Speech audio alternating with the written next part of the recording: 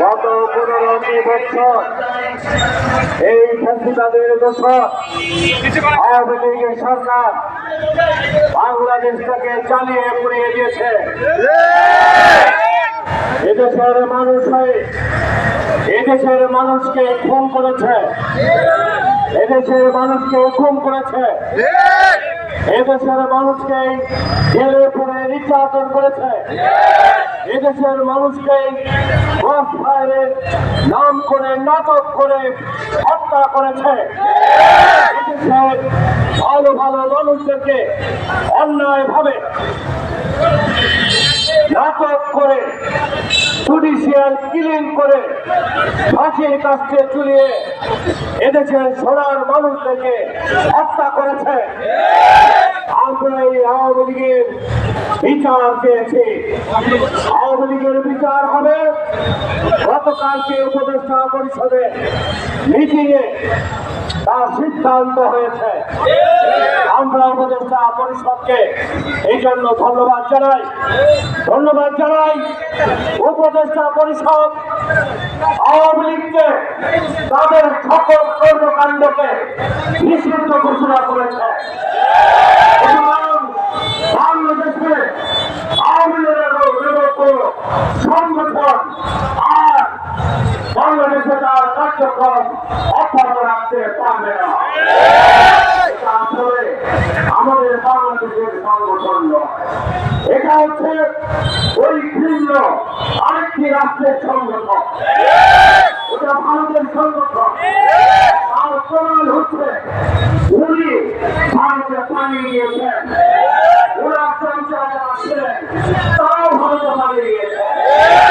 এই ভুলের রাষ্ট্রকে বাংলাদেশটাকে চিরতরে উৎখাত করতে হবে।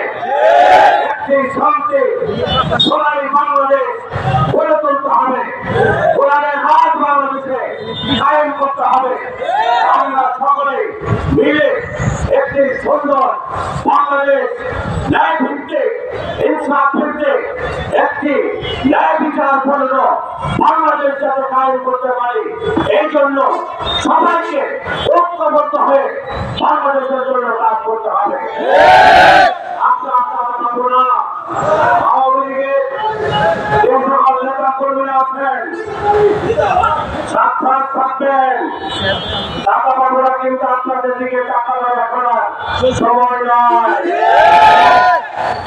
একটা সংঘর্ষ রাষ্ট্রের সাথে রাখছে, গোলাগুলি করছে, এরপরে যখন পাল্টা জবাব শুরু হয়েছে আর সাথে সাথেই সন্ধির প্রস্তাব,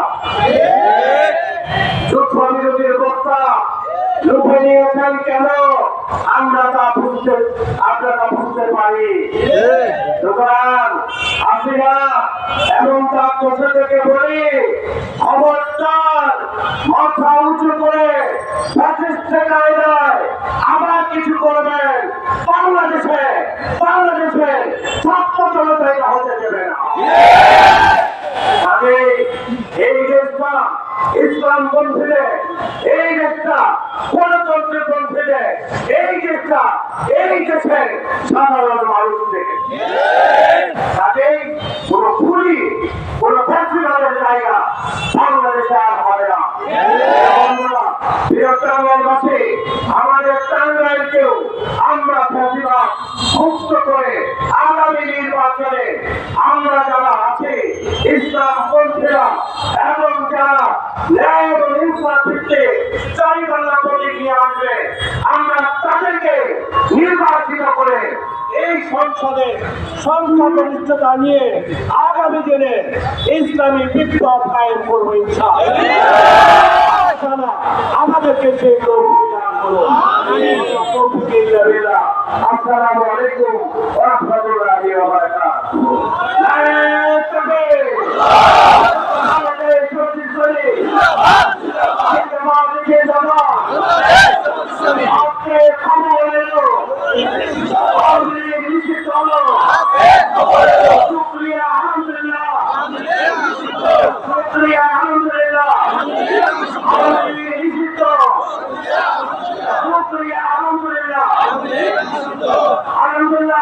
আলহামদুলিল্লাহ।